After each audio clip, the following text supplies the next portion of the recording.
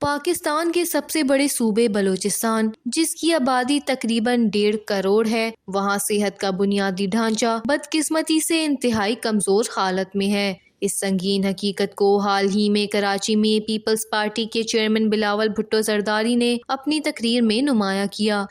Just last year alone, the year before that, 107,392 people came from the province of Balochistan alone to get their free health care here at NICVD. Khyber Pakhtunkhwa ka 16,000 log 2024 میں آئے تھے اپنے علاج کے لیے، اور صبح پنجاب سے 2024 میں 35,251 people came for their free health care here in Karachi's hospital. یہ اعداد و شمار صرف دل کے مریضوں سے متعلق ہیں، تاہم بلوچستان میں بہت سے مریض دیگر بیماریوں کے علاج کے لیے بھی صوبے سے باہر جاتے ہیں۔ یہ صورتحال واضح کرتی ہے کہ بلوچستان میں صحت کے بنیادی نظام کی ناکامی نہ صرف مریضوں کو صوبے سے باہر علاج کے لیے مجبور کرتی ہے، بلکہ عوام کی زندگیوں کے لیے بھی ایک سنگین خطرہ ہے۔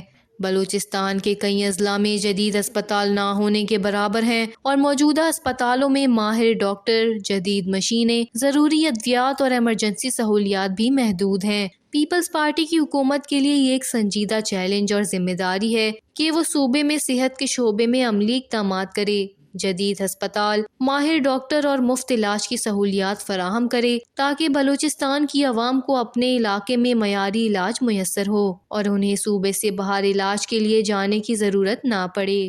وش نیوز، بلوچستان۔